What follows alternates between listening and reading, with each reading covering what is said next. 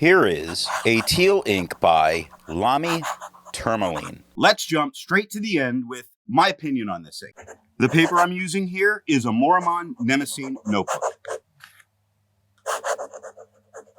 At first, I had a thought that this was a green looking at the swatch, but the writing gives no doubt that this is a teal ink. There's some tone variation by pen, but not like it's a huge, just that it is there and barely noticeable, if not side by side looking at them. It also shades really well, generally speaking, though nowhere near as much as I would like green inks to shade. But that's right, this is a teal, not a green. The exact tone makes me think of the San Jose Sharks. I like the ink much more than I like the team. There is a certain something that this ink has on the page that makes it look better to look back at your writing than it does while you're writing. And it makes me like this ink much more than I really expected. The pen for today is A Sailor, my first pen. all of the writing samples are done with A Retro 51 P51 with an extra fine nib. A Retro 51 Corsair with a medium nib. A Retro 51 Lincoln with a 1.1 stub. Now that we know my opinion on this ink, let's take a look at the first writing sample done on Clairfontaine. Looking at the extra fine nib. Nice mid-tone, most of the mid and some darkers through most all of this writing. Now we get no feathering, we get no spread, we do get shading and a fair amount of it. It really does come through very nicely. It gives a little something to what's there on the page. Again, looking back at the writing, it's so much nicer than just while I'm writing, I'm like, yeah, this is okay. Looking back, it's really nice.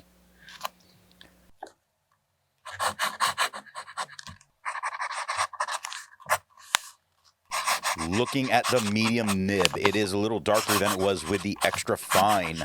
We get no feather, we get no spread, we do get some shading. You really see it in faux hammer, mostly because I wanted to be able to say faux hammer. But it is there. Look, the F is much darker than the OE, and the HAM, the ham, is darker than the hammer.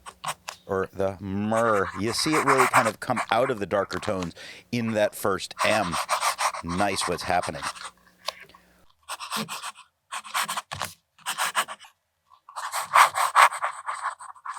Looking at the stub nib, just a tad bit lighter than we had with the medium. No feather, no spread, shading, yes, and doing a excellent job at it.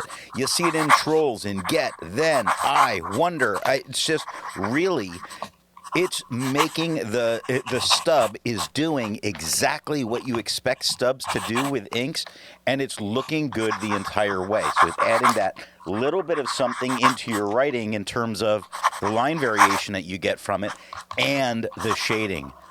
Very, very appealing. Looking at the back of the page, you see that we get no bleeding and no ghosting.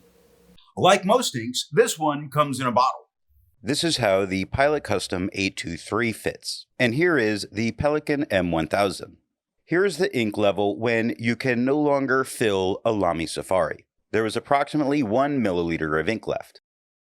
The next writing sample is done in a Portage reporter's notebook.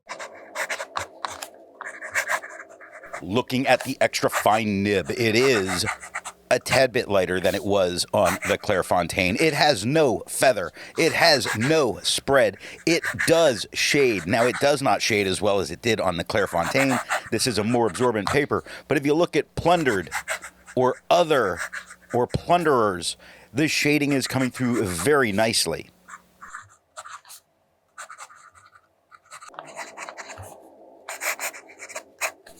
Looking at the medium nib, it is darker than it was with the extra fine, tad bit lighter than it was on the Clairfontaine. we still have no feathering. We still have no spread. We still have some shading coming through. Not tons, because the little bit darker combined with a little more absorbent paper, most of the shading's going away. But you still see some. The on the first line is quite a bit darker than Robbery's on the second line.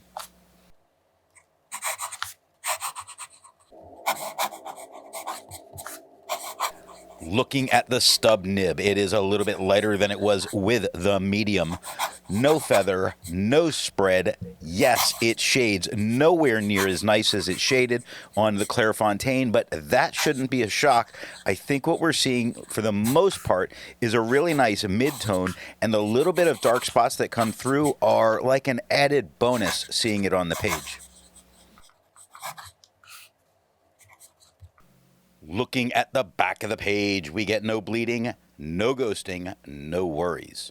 There's a lot to learn by doing multiple chromatographies. The one on the left is immediately put into water for 10 to 15 seconds. The one on the right, marked with a D, is let dry for 10 minutes before putting it into water.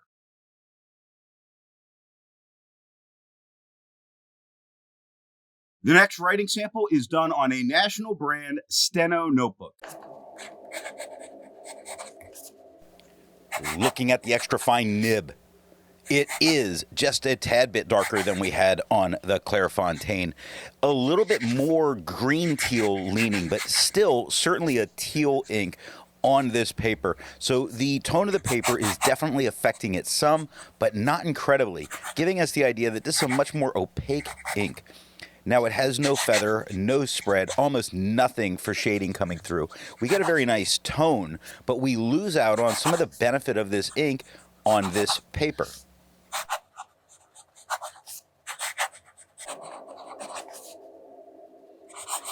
Looking at the medium nib, it is darker than it was with the extra fine, tad bit lighter than it was on the Clairfontaine, still showing a bit more green than it did on the Clairfontaine. Now, there's no feather, there's no spread. I'm going to say there's no shading, but yes, I can spot one or two slightly lighter words. On a majority, we just have a flatter tone, which isn't bad. I think what we're getting as a color is very nice.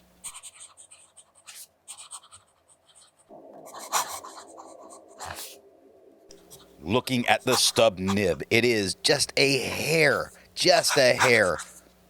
lighter than it was with the medium. Quite a bit lighter, I think, than on the Clairfontaine. Not tons, but quite a bit lighter. And it's a little harder to tell because it becomes much more green leaning than it was on the Clairfontaine, though it's not a green. With no feather, with no spread, with no shading, this paper's just really making the shading go away with this ink. Looking at the back of the page, we get no bleeding and no ghosting. Resistance tests are done to see how this ink can be expected to perform on the page, and more importantly, how hard it may be to clean from your pen. The smear is allowed to dry for 3 days before testing it. The highlighter is on the top left, pen flush is on the top right, 1/3 bleach solution is on the bottom left, and water is on the bottom right. The next writing sample is done in a Rhodia notebook. Looking at the extra fine nib, we get the same tone as the Clairfontaine. We still get no feathering, we still get no spread, but we get almost nothing for shading. It just full on doesn't shade here, which is a little unfortunate, but it is what it is. A nice teal tone, solid, no shade. So if you don't like shading, good news, there's a combination for you.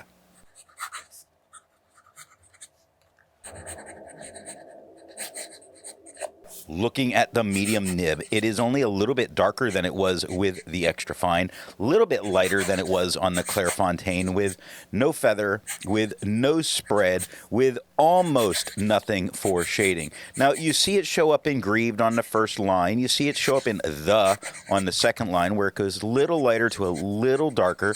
For the majority, we get a mid-tone all the way through with only an occasional spot of darker tones like the N in town. So it's there and it can happen. It's just kind of rare here.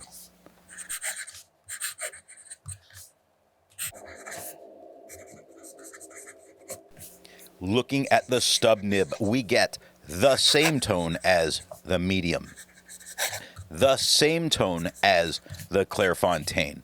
We get no feathering, we get no spread, we get almost no shading. If I were to look at this really as only on the Clairfontaine, I would think, or sorry, as only on the Rhodia, I would think that this ink barely shades.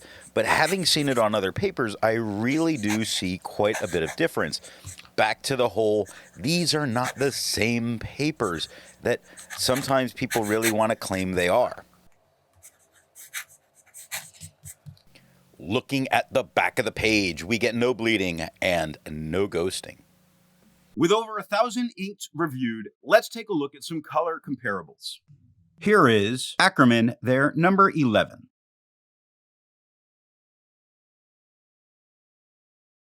Here is Graf von Faber-Castell Deep Sea Green. Here is Noodler's Dostoevsky.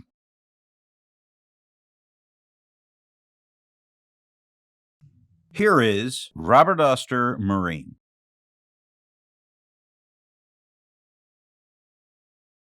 The next writing sample is done in a composition lab notebook. Looking at the extra fine nib, we get a little bit lighter than we had on the Clairfontaine, slight bit more of a green lean. It's still definitely a turquoise. You just see the green a little bit nicer here. That I don't want it to be a green, but I'm going to say the green that's coming here is a little bit nicer than it did on some of the other non-fountain pen friendly papers. Flatter tone with no feather, no spread, almost nothing for shading. There are a couple darker spots, but I wouldn't count on it with this paper. Really count on the tone of the ink that you're getting. And what I think you're getting is very nice and something that I'll boost your grade if you do your homework with this ink. So go do your homework.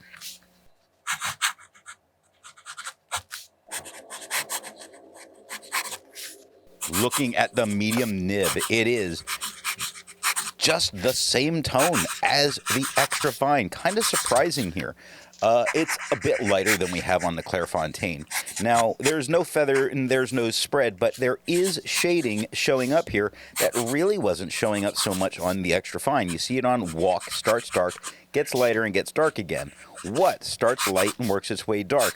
On the second line, ask starts light, gets dark at the K, and lightens up in the beginning of the D and darkens at the end of the D. It certainly does shade, I think, much better here than I was expecting.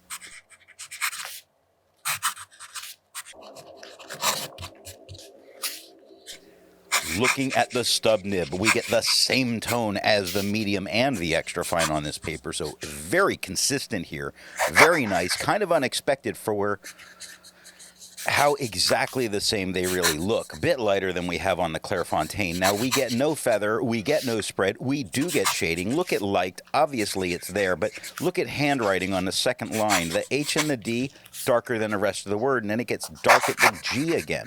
Himself on the third line, dark at the H, lightens up, very dark at the E, lightens up again at the LF, but not as light as it did on the IM.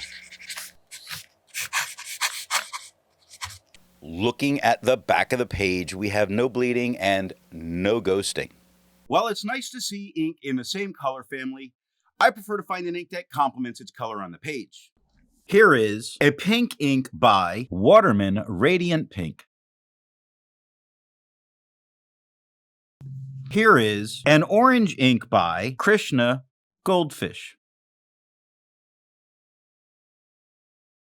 Here is a magenta ink by Diamine Burgundy Royale. Here is a yellow ink by Krishna Freedom Gold. The last writing sample is done on 20-pound copy paper. Looking at the extra fine nib, it's a bit darker than it was on the Clairfontaine. Not tons darker, but certainly is darker. Yes, it does feather. I don't like it. Yes, it does spread. I don't like it. It does actually have a couple of moments of shading, which aren't too bad, but I don't like this ink on this paper. Yeah.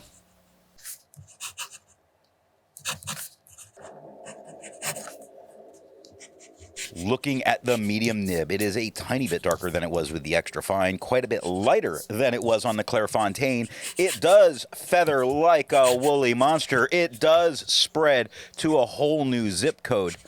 It does not shade, and we're going to call that part done because I don't want to start tearing into it.